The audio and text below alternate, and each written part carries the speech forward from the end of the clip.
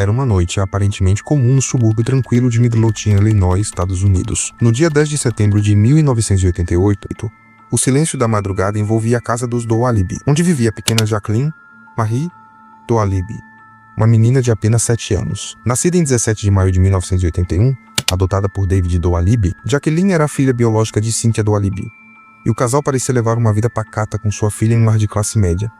Mas naquela noite, tudo mudaria de forma irreversível. Quando o sol nasceu, algo estava errado. A porta da frente da casa estava entreaberta. No porão, um vidro quebrado parecia indicar que alguém havia entrado, mas havia algo mais estranho.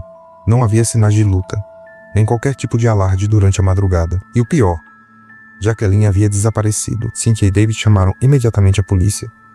As investigações começaram com intensidade. Os vizinhos foram interrogados. Buscas foram realizadas.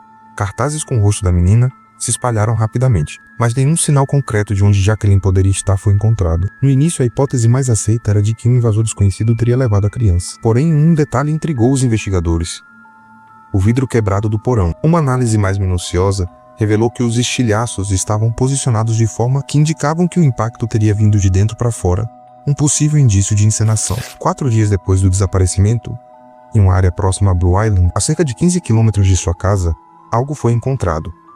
Era um cobertor, dentro dele, a confirmação do pior. O cobertor era o mesmo de Jacqueline, e seu corpo estava enrolado nele. Sinais indicavam que ela havia sofrido estrangulamento com o uso de uma corda. A cidade mergulhou em comoção, mas também em desconfiança. A teoria do intruso começou a perder força, e os olhares se voltaram para dentro da própria casa. No mês de novembro de 1988, os próprios pais, David e Cynthia, foram presos como suspeitos. A acusação gerou forte divisão pública. Enquanto alguns acreditavam em sua inocência, outros os viam como os únicos com acesso à menina naquela noite. A tensão aumentou em abril de 1990, quando o julgamento teve início. Cynthia foi a primeira a ser julgada. Por falta de provas sólidas, ela foi absolvida. Já David teve um destino diferente. Em maio de 1990, foi considerado culpado e condenado a 45 anos de prisão, mas essa história ainda teria uma reviravolta impressionante. Com David Doalibi agora condenado a 45 anos de prisão, a atmosfera em Midlothian e em todo o estado de Illinois estava carregada de incertezas. A imprensa se dividia entre retratar o pai como culpado por um ato indescritível ou como vítima de um sistema judicial desesperado por respostas. Mesmo com a absolvição de Cynthia, muitos continuavam a suspeitar do casal. O caso se tornava cada vez mais complexo, com poucos elementos concretos e muitas especulações. O principal argumento da promotoria contra David era a fotografia do armário da casa, que apresentava um buraco na porta supostamente causado por um soco, indicativo de agressividade. Mas o problema era que essa foto havia sido tirada tempos depois dos eventos, e não durante a investigação inicial. A defesa de David argumentou que isso não poderia ser usado como evidência de comportamento violento. Enquanto isso, David enfrentava os dias na prisão com a esperança de que sua condenação fosse reavaliada. Ele sempre manteve sua inocência. Sua defesa, com o tempo, começou a reunir novos elementos, principalmente comparando seu julgamento ao de Cynthia. Afinal, se as evidências contra ela foram consideradas insuficientes, por que as dele teriam peso maior? A resposta viria em outubro de 1991, a Corte de Apelações de Illinois decidiu anular a condenação de David. O tribunal afirmou que as provas usadas para condená-lo eram praticamente as mesmas, que haviam sido consideradas frágeis no julgamento de sua esposa. Com isso, a corte concluiu que o júri não deveria ter chegado a um veredito de culpa. Em novembro de 1991, David foi libertado da prisão. A reversão do caso gerou choque. Agora, ambos os pais estavam tecnicamente inocentes. A suspeita se dissolvia diante da ausência de provas consistentes. Mas uma pergunta persistia no ar, ecoando entre os becos da cidade e nas salas de estar de quem acompanhava o caso. Se não foram eles, então quem foi? Em busca de respostas, a investigação foi reaberta em 1993. E foi aí que um novo nome começou a emergir com mais força: o de Timothy de Miguel. Timothy era irmão do pai biológico de Jacqueline, ou seja, tio de sangue da menina. Na época do desaparecimento, ele havia fornecido um álibi.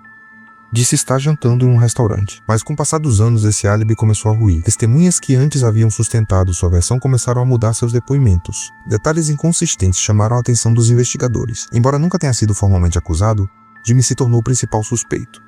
Porém, o tempo era um inimigo. Jimmy faleceu em 2002, levando consigo qualquer possibilidade de esclarecimento direto. Enquanto isso, outro nome chegou a ser investigado: Perry Hernandez, um homem com histórico de violência. Contudo, após análises, foi descartado pela falta de conexões claras com o caso. A essa altura, os pais de Jacqueline já estavam fora do radar judicial, mas jamais se livraram do estigma social. Eles viveram marcados por uma tragédia inexplicável e por anos de suspeitas que destruíram sua reputação e seu cotidiano. E você acredita que os pais foram vítimas? Ou há algo que ainda não foi revelado? Deixe sua opinião nos comentários. A reabertura do caso em 1993 trouxe consigo não apenas uma esperança renovada de justiça, mas também uma densa névoa de incertezas. Com David do Alibi livre, Cynthia absolvida e sem qualquer acusado formal, os olhos das autoridades da mídia se voltaram com mais intensidade para Timothy Jimmy Gaze. Jimmy, como era conhecido, era o tipo de parente que circulava nas margens da família. Pouco se falava dele, e menos ainda se sabia sobre seus hábitos. O que veio à tona após a reabertura foi inquietante. Jimmy era o tio biológico de Jacqueline, irmão do pai biológico da menina. Ele tinha um histórico de instabilidade e havia apresentado um comportamento errático em diversas ocasiões. Na época do desaparecimento, declarou estar em um restaurante no momento em que tudo aconteceu. A princípio, 2 testemunhas confirmaram essa informação, mas anos depois, os depoimentos começaram a entrar em contradição. As testemunhas passaram a admitir que não tinham certeza sobre o horário exato em que viram Jimmy. Uma delas confessou ter se sentido pressionada, na época, a confirmar o álibi. Apesar da pressão pública e das suspeitas crescentes, a promotoria nunca apresentou uma denúncia formal contra Jimmy. Faltavam evidências físicas, provas documentais ou testemunhos conclusivos que pudessem sustentar uma acusação. O caso, que já era frágil, dependia cada vez mais de hipóteses e conexões indiretas. Em 2002, antes que qualquer avanço concreto pudesse ser feito, Jimmy faleceu. Seu nome passou a ocupar o centro das teorias que cercam o desaparecimento de Jacqueline, mas oficialmente, ele nunca foi responsabilizado. Enquanto isso, o outro investigado, Perry Hernandez, foi descartado da lista de suspeitos após uma série de cruzamentos de dados. Perry havia sido detido por crimes graves em outras regiões, mas sua localização e ausência de vínculo com a família de Jacqueline eliminaram qualquer conexão plausível com o caso. O passar dos anos transformou a história da pequena Jacqueline em um enigma sombrio e doloroso. Os registros do caso continuaram sendo consultados, estudados, debatidos. Programas de TV e documentários trouxeram o caso de volta ao imaginário popular, como o episódio do clássico programa Unsolved Mysteries, exibido pela NBC em 1992, que reacendeu o interesse nacional pela investigação. Mais tarde, em 1996, o filme Gone in the Night, estrelado por Shannen Doherty e Kevin Dillon, dramatizou o caso, explorando os dilemas enfrentados pelos Doalibis, especialmente a luta de Davi para limpar seu nome. Mesmo com essa exposição, nenhuma pista concreta surgiu. A ausência de testemunhas, a deterioração do tempo e a morte do principal suspeito formaram uma barreira quase impenetrável para os investigadores. O caso foi oficialmente classificado como cold case, um caso arquivado sem resolução. Jacqueline, cuja vida foi interrompida de forma brutal, tornou-se símbolo de uma geração de crianças desaparecidas nos Estados Unidos, cujas histórias seguem sem resposta definitiva. Na sua opinião, quem seria o verdadeiro responsável?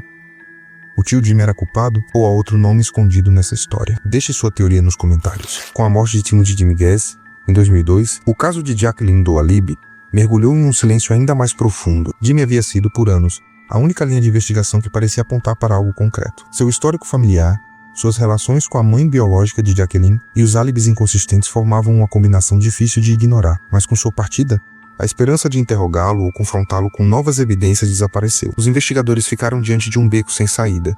Não havia mais testemunhas vivas diretamente ligadas ao novo suspeito. Não havia provas físicas suficientes para sustentar uma reabertura judicial, e os anos corroíam lentamente qualquer vestígio material que ainda pudesse existir.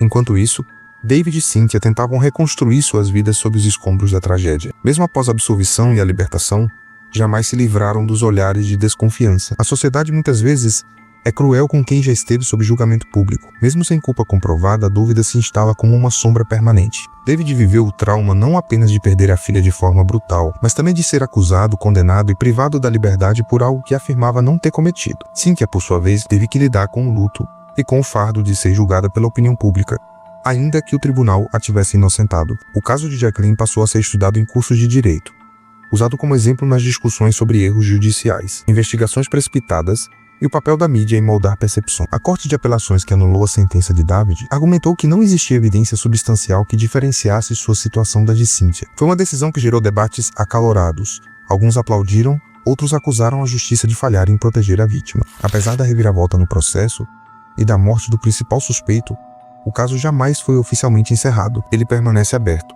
como uma ferida que nunca cicatrizou completamente. Há arquivos, documentos, transcrições de julgamentos e investigações que repousam em prateleiras de tribunais e delegacias, esperando que, um dia, alguma nova tecnologia, alguma descoberta genética, ou mesmo uma confissão tardia, possa lançar luz sobre o que aconteceu naquela madrugada de setembro de 1988. A pequena Jacqueline do Alibi. Nascida em 17 de maio de 1981, foi mais do que uma vítima de um crime sem solução. Sua história se tornou um símbolo da fragilidade do sistema judicial, da dor silenciosa de famílias destruídas e da persistente busca por justiça. Sua memória continua viva em cada reportagem, em cada discussão jurídica, em cada homenagem deixada por desconhecidos em sites como o Find a Grave, onde flores virtuais continuam sendo colocadas por aqueles que se comoveram com sua história. O mistério permanece. A verdade, seja ela qual for, nunca foi confirmada por um tribunal, e até hoje as perguntas seguem ecoando. Passadas mais de 3 décadas desde aquele fatídico 10 de setembro de 1988, o caso de Jacqueline Doalib permanece envolto em silêncio e escuridão. Embora nunca tenha sido encerrado oficialmente, na prática, tornou-se um arquivo engavetado, um daqueles que os investigadores olham com pesar e descrença. Nenhuma nova pista, nenhuma evidência resgatada pelo tempo, apenas perguntas que jamais foram respondidas. Os anos avançaram. As tecnologias de investigação evoluíram, mas nada foi encontrado que pudesse reabrir com consistência o caso. E assim, Jacqueline permanece sem justiça reconhecida. David e Cynthia seguiram caminhos silenciosos após o turbilhão da exposição pública. Nunca mais enfrentaram um novo julgamento, tampouco foram acusados novamente. No entanto, suas vidas jamais voltaram ao normal. A tragédia moldou o restante de seus dias. A perda de uma filha, somada à suspeita nacional, ao julgamento injusto e ao trauma do cárcere, deixou cicatrizes profundas. Eles raramente deram entrevistas, preferindo o anonimato e a tentativa de retomar a vida longe dos holofotes. O que aconteceu dentro daquela casa, naquela madrugada, permanece incerto e talvez, para sempre, inalcançável. Mesmo após todos os holofotes se apagarem, o nome de Jacqueline não foi esquecido. Ela se tornou parte de um triste capítulo da história de crimes não resolvidos dos Estados Unidos. Documentários como Unsolved Mysteries e filmes como Gone in the Night reacenderam o interesse público. Levantaram discussões e teorias, mas não conseguiram oferecer o que mais se esperava. Respostas, o caso com sua complexidade, falhas processuais e reviravoltas dramáticas. Passou a ser discutido em faculdades de direito, nos corredores da justiça e entre entusiastas de casos criminais. O National Registry of Exonerations, Registro Nacional de Exonerações, ainda cita David Doalib como um exemplo de condenação injusta revertida a algo raro, mas impactante. Hoje não há mais suspeitos vivos sendo investigados. Timothy Jimmy Guess, o último nome fortemente ligado ao caso, faleceu em 2002. Com ele, talvez se foi a última chance de alguma revelação, a ausência de provas contra qualquer outra pessoa impediu que o caso avançasse judicialmente. Ainda assim, a polícia de Illinois nunca declarou um encerramento definitivo. O caso de Jacqueline segue como open button ativo aberto, mas inativo, sem culpado, sem conclusão, sem justiça formal. Jacqueline Marie Doalib, com apenas 7 anos, viu sua vida ser interrompida de forma cruel e jamais explicada. Sua história continua sendo contada, não apenas por causa do mistério, mas porque ela representa muitas outras crianças cujos destinos ficaram sem resposta. Ela não foi esquecida, nem pelo público, nem pela memória coletiva da justiça, e certamente não por seus pais, marcados para sempre pela ausência e pela dor. O que aconteceu naquela noite? Quem tirou Jacqueline de sua cama? Por que motivo? E por que até hoje ninguém conseguiu provar a verdade diante da lei? O que você acha que realmente aconteceu com Jacqueline Doalib? Deixe sua teoria nos comentários abaixo. Se essa história te tocou, curta e se inscreva para mais casos como este. Até a próxima e um abraço.